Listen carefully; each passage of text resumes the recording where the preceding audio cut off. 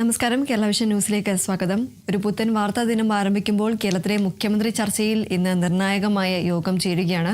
അതുപോലെ തെരഞ്ഞെടുപ്പ് തോൽവി അടക്കം ചർച്ച ചെയ്യാൻ CPIMന്റെ നേതൃയോഗങ്ങൾ ഇന്നു മുതൽ ആരംഭിക്കും. പ്രതിപക്ഷ നേതാവ് ആരാകും എന്നതിലും ഒരു തീരുമാനമുണ്ടാകും എന്നതാണ് പ്രതീക്ഷ. തുടങ്ങി നിരവധി വാർത്തകളുണ്ട്. വാർത്തകളിലേക്കെല്ലാം തന്നെ വിശദമായി എത്താം. അതിനും നോക്കാം ടോപ്പ് ഹെഡ്ലൈൻസ്. കേരളത്തിലെ മുഖ്യമന്ത്രി പ്രഖ്യാപനത്തിൽ അനിശ്ചിതത്വം തുടരുന്നു. ഹൈക്കമാൻഡ് വിളിച്ച നേതാക്കളുടെ വിപുലമായ യോഗം ഇന്ന് ഡൽഹിയിൽ. മുൻ KPCC അധ്യക്ഷന്മാർ ഉൾപ്പെടെയുള്ള നേതാക്കൾ പങ്കെടുക്കും. ഘടകകക്ഷികളുടെ അഭിപ്രായം വീണ്ടും തേടാൻ ഹൈക്കമാൻഡ്.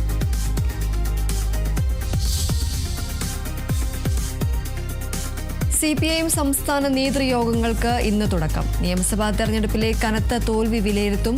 ഇന്ന് സംസ്ഥാന സെക്രട്ടേറിയറ്റും നാളെയും മറ്റന്നാളും സംസ്ഥാന സമിതിയും ചേരും. പ്രതിപക്ഷ നേതാവ് ആരാകുമെന്നതിലും തീരുമാനമുണ്ടാകും.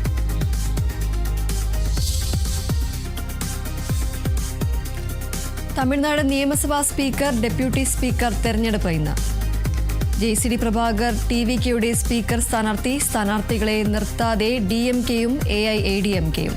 AIADMK പിളരുമോ എന്ന് ഇന്നറിയാം.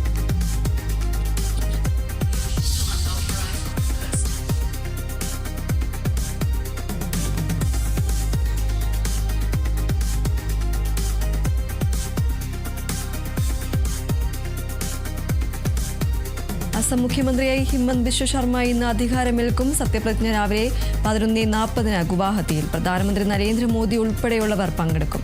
ഹിമന്ത് മുഖ്യമന്ത്രിയാകുന്നത് രണ്ടാം തവണ.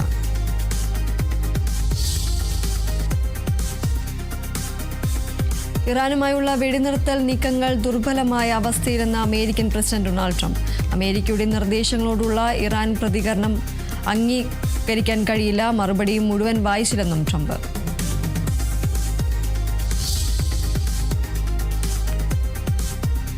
IPLൽ പ്ലേ ഓഫ് പ്രതീക്ഷകൾ നിലനിർത്തി ഡൽഹി. പഞ്ചാബിനെ തോൽപ്പിച്ചത് 3 വിക്കറ്റിന്. 210 റൺസ് വിജയലക്ഷ്യം മറികടന്നത് ഒരു ഓവർ ശേഷിക്കെ.